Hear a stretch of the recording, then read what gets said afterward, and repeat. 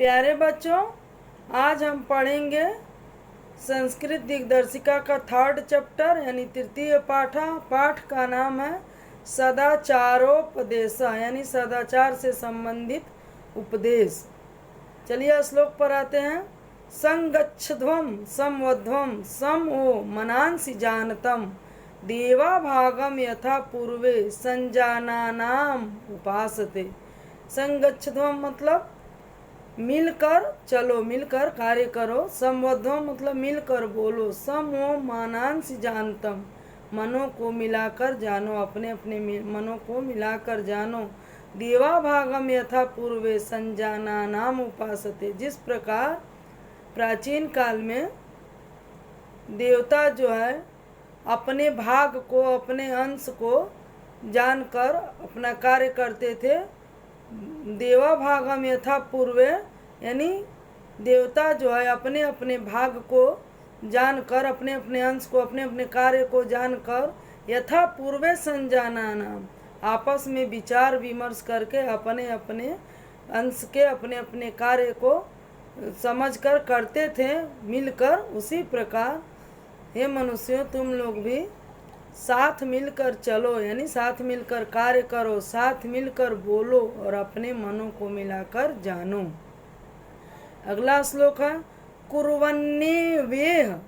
कुर्वन्नेवेह कर्माणि जिजीविषच्छतं समाः एवं त्वयि नान्यथेतो अस्ति न कर्म लिप्यते नरः। कुर्वन्नेव मतलब कर्माणि मतलब कर्म को करते हुए, जिजीविषच्छतं समाः जीने की इच्छा, समा मतलब 100 वर्ष, कर्म करते हुए 100 वर्ष तक जीने की इच्छा रखो। ये वत्वई नान्यथेतो अस्ति। इस प्रकार तुम्हारे लिए यही एक उपाय है।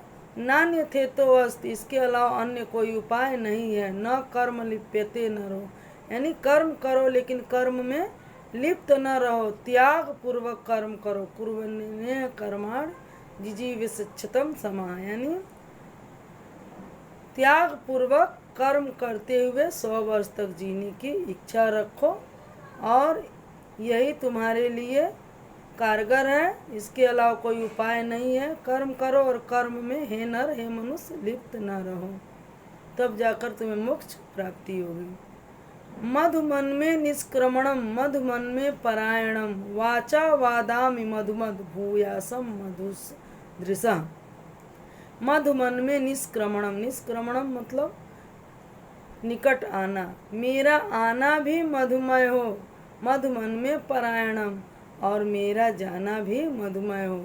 वाचा वादामि मधुमद मैं मधुर बोलूं, भूयासम मधु सदृशा और मैं मधु के सदृश हो जाऊं। भूयास मतलब हो जाऊं। मधुमन में निष्क्रमणम मेरा किसी के सन्निकट होना भी मधुमय हो। मधुमन में परायणम मेरा परायण करना जाना भी मधुमय हो।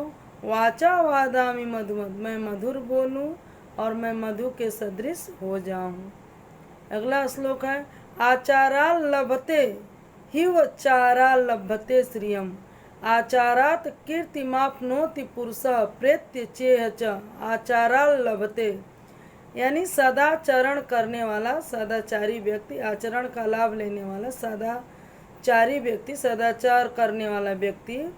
हिवाचार लभते, हिव मतलब आयु, दीर्घायु को प्राप्त करते हैं। सदाचार ये व्यक्ति दीर्घायु को प्राप्त करते हैं। श्रियम सदाचारी व्यक्ति लक्ष्मी को प्राप्त करते हैं। आचारात कीर्तिमाप्नोति पुरुष सदाचारी पुरुष कीर्ति को प्राप्त करते हैं। प्रेत्य चेह च और इस लोक और परलोक में यश यानी कीर्ति को प्राप्त करते हैं। अगला श्लोक है ये नास्तिका निष्क्रियाश्च गुरु शास्त्रातिलंघिनः अधर्मज्ञा दुराचारस्ते भवन्ति गतायुषः। ये नास्तिका निष्क्रियाश्च गुरु शास्त्रातिलंघिनः अधर्मज्ञा दुराचारस्ते भवन्ति गतायुषः। ये नास्तिका, नास्तिक मतलब ईश्वर में विश्वास न रखने वाला। जो व्यक्ति ईश्वर में विश्वास नहीं रखता है, निष्क्रिय होता है यानी वह कर्म नहीं करता है, गुरु शास्त्र लंघना, गुरु और शास्त्र के आज्ञाओं का उल्लंघन करता है, ऐसे अधर्मी व्यक्ति धर्म की आज्ञा को न मानने वाला, दुराचार के रास्ते पर चलने वाला, गतायुषा भवंती, क्षीण आयु को प्राप्त करता है, यानी कम आयु को प्राप्त करता है, वह ज़्यादा दिन तक जीवित नहीं रहता। तो इसलिए धर्म को सदाचारोपदेश है, इसलिए धर्म को मानना चाहिए, ईश्वर में विश्वास रखना चाहिए, निष्क्रिय नहीं रहना चाहिए, कर्म करते रहना चाहिए, गुरु और शास्त्र की आज्ञा माननी चाहिए। इस प्रकार जो ऐसा करता है वह दीर्घायु होता है। अगला श्लोक है, ब्रह्म मुहूर्ते बुद्धेत धर्मार्थो चानुचिंतयेत उत्थायाचम्य तिष्ठेत पूर्वा संध्याम कृतांजलि। ब्रह्म मुहूर्ते बुद्धेत धर्मार्थो चानुचिंतेत।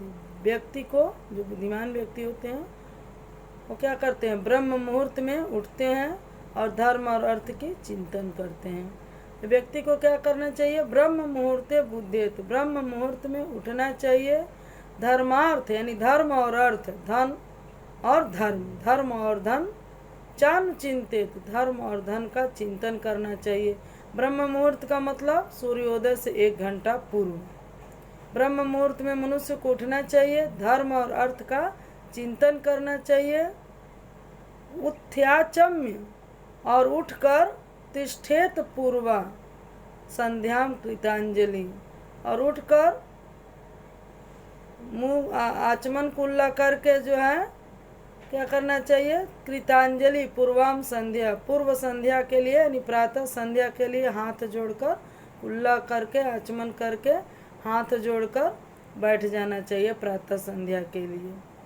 अगला श्लोक है, अक्रोधना सत्यवादी भूता नाम विहिंसकः अनुसूयुर जिह्वाश्च शतम वर्षाणि जीवित। अक्रोधना मतलब क्रोध न करने वाला, सत्यवादी मतलब सत्य बोलने वाला, भूता नाम विहिंसकः हिंसा न करने वाला, अनुसूया जीवश्च मतलब अनुसूया दूसरों से ईर्ष्या न करने वाला, जो व्यक्ति कुटिल नहीं होता है वह शतम वर्षाणि 100 वर्षों तक जीवित रहता है। अगला जो श्लोक है, अक्रोधना यानी क्रोध न करने वाला, सत्य बोलने वाला, हिंसा न करने वाला, दूसरों से ईर्ष्या न करने वाला, कुटिलता न रखने वाला व्यक्ति 100 वर्षों तक जीवित रहता है। अगला श्लोक है, अकीर्ति विनयो हंति हंति अर्थ पराक्रम हंति नित्यम क्षमा क्रोधमाचारो हंति लक्षणम। अकीर्ति विनयो हंति, विनय जो अकीर्ति का नाश कर देता है, यानी विनय जो है अपयश का नाश कर देता है। हंत्यर्थ पराक्रम, पराक्रम जो है आपत्ति को नष्ट कर देता है। हंत नित्यम क्षमा क्रोधामचारो, क्षमा जो है क्रोध को नष्ट कर देता है, हंत्य लक्षणम। और क्षमा जो है क्रोध को नष्ट कर देता है, और इस प्रकार जो है वह सभी अशुभों को नष्ट कर देता है, यानी ऐसे व्यक्ति शुभ फल की प्राप्ति करते हैं। अकीर्ति विनयो हंति हन्यर्थ पराक्रम, विनय से अपयश नष्ट हो जाता है, पराक्रम से आपत्ति नष्ट हो जाती है। हंति नित्यम क्षमा क्रोधामचारो हंत्य लक्षणम, क्षमा से क्रोध नष्ट हो जाता है, और इस प्रकार जो क्रोध नष्ट होने पर जो सदाचारी व्यक्ति होता है वह सभी उसके वो जो है सभी अशुभों को नष्ट कर देता है, यानी सदाचारी व्यक्ति जहाँ रहता है वहाँ शुभ फल की प्राप्ति होती है। अगला श्लोक है, अभिवादनशीलस्य नित्यं वृद्धोपसेविनः चत्वारि तस्य वर्धन्ते आयुर्विद्या यशोबलम्। अभिवादनशीलस्य नित्यं वृद्धोपवेशिनः, अभिवादनशील व्यक्ति जो नित्य प्रति किसी का अभिवादन करता है, अभिवादनशील होता है, यानी किसी का सम्मान करता है, आदर करता है, अभिवादन करता है, अभिवादनशील व्यक्ति। और नित्यम वृद्धोपवेशिना, नित्य प्रति वृद्ध की सेवा करता है, वृद्ध व्यक्ति की सेवा करता है। चत्वारि तस्य, चारों ओर उसका, तस्य वर्धन्ते, उसका वृद्धि होता है। क्या क्या वृद्धि होता है? आयुर्विद्या यशो बलम, उसकी आयु में उत्तरोत्तर वृद्धि होती है, उसकी विद्या में उत्तरोत्तर वृद्धि होती है, उसके यश यानी कीर्ति में उत्तरोत्तर वृद्धि होती है, और उसके बल यानी शौर्य में उत्तरोत्तर वृद्धि होती है। इस प्रकार व्यक्ति को किसी का अभिवादन करना चाहिए, वृद्धों की सेवा करना चाहिए। अगला श्लोक है, वृत्तम यत्नेन संरक्षेद वित्तमायाति याति च, अक्षीणो वित्ततः क्षीणो वृत्तस्तु हतो हतः। वृत्तम यत्नेन संरक्षेद, वृत्त की यत्न पूर्वक रक्षा करनी चाहिए। वित्तमायाति याति च, यानी सदाचार की, आचरण की यत्न पूर्वक रक्षा करना चाहिए। वित्तमायात याति च, यानी धन, वित्तमायात यानी धन आते जाते रहता है, धन तो आता ही जाता रहता है, इसलिए आचरण की यत्न पूर्वक रक्षा करनी चाहिए। अक्षीणो वित्त, अगर वित्त नष्ट हो गया तो कोई बात नहीं, अगर धन नष्ट हो गया तो कोई बात नहीं। क्षीणो वृत्तस्तु हतो हतः, लेकिन अगर आचरण नष्ट हो गया तो वह व्यक्ति मरे हुए के समान हो जाता है। वृत्तम यत्नेन संरक्षेद, वित्त की यत्न पूर्वक रक्षा करना चाहिए। वित्त मायात यात च, धन तो आता ही जाता रहता है। अक्षीणो वित्ततः क्षीणो, धन अगर नष्ट हो गया तो कोई बात नहीं, वित्त अगर नष्ट हो गया तो कोई बात नहीं, लेकिन वृत्त नष्ट हो गया यानी आचरण नष्ट हो गया तो वह व्यक्ति मरे हुए के समान हो जाता है।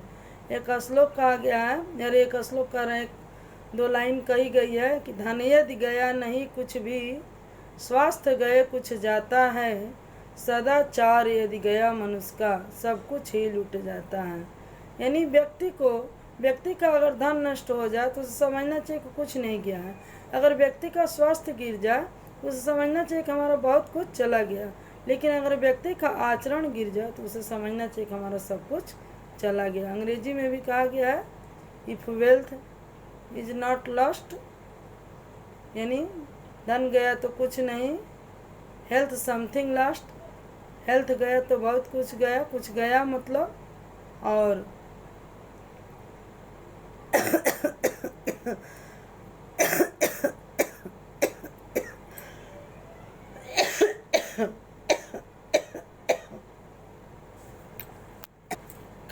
If character loss everything lost, यानी अगर कैरेक्टर गया तो सब कुछ नष्ट हो जाता है। अगला श्लोक है, सत्येन रक्षेत धर्मो विद्या योगेन रक्षेत। सत्येन रक्षेत विद्या, सत्येन रक्षेत धर्मो विद्या योगेन रक्षेत। मृजया रक्षेत रूपम कुलम वृत्तेन रक्षेत। सत्येन रक्षयते धर्मो विद्या योगेन रक्षयते। मृजया रक्षयते रूपम कुलम वृत्तेन रक्षयते। सत्य से धर्म की रक्षा होती है, सत्य से धर्म की रक्षा होती है। सत्येन रक्षेत धर्मो, सत्य से धर्म की रक्षा होती है। विद्या योगेन रक्षेत, योग मतलब अभ्यास, जैसे हम योगाभ्यास करते हैं ना, तो योग का मतलब होता है निरंतर अभ्यास। तो अभ्यास से जो है विद्या की रक्षा होती है। मृजया मतलब स्वच्छ, स्वच्छता से, मृजया रक्षेत रूपम, स्वच्छता से रूप की रक्षा होती है। कुलम वृत्तेन रक्षेत, और वृत्ति यानी आचरण से कुल की रक्षा होती है। अगर एक बहुत ही आचरणशील व्यक्ति होता है तो उसके कुल का नाम होता है कि कुल में फला व्यक्ति था। अगला श्लोक है, श्रूयताम धर्म सर्वस्वम, श्रूयताम धर्म सर्वस्वम श्रुत्वा चाप्य वर्धायताम आत्मना प्रतिकूलानि परेशान न समाचारेत। श्रूयताम धर्म सर्वस्वम, यानी धर्म के सार को, श्रूयताम मतलब सुनना चाहिए। धर्म सर्वस्वम, धर्म का जो सार है, धर्म का जो निचोड़ है, सार है, उसे सुनना चाहिए। श्रुत्वा मतलब सुनना चाहिए। चाप्य वर्ध्यताम, और सुनकर उसे धारण करना चाहिए, ग्रहण करना चाहिए। आत्मना प्रतिकूलान, जो चीज़ अपने लिए प्रतिकूल लगे, अपने लिए अच्छा न लगे, या परेशान यानी जो चीज़ अपने लिए कष्टदायी हो, परेशान करने वाली हो, न समाचारित, वह दूसरे के लिए संप्रेषित न करें। यानी जो चीज़ अपने लिए अहितकर हो वह दूसरे के लिए न करें, जो चीज़ अपने लिए भला न हो वह दूसरे के लिए न करें।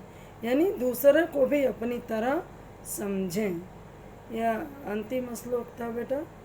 श्रूयताम धर्म धर्म सर्वस्वम श्रुत्वाम चाप्य वर्ध्यताम आत्मना प्रतिकूलान परेशान न समाचार। यानी सुनना चाहिए धर्म के सार को और सुनकर ग्रहण करना चाहिए।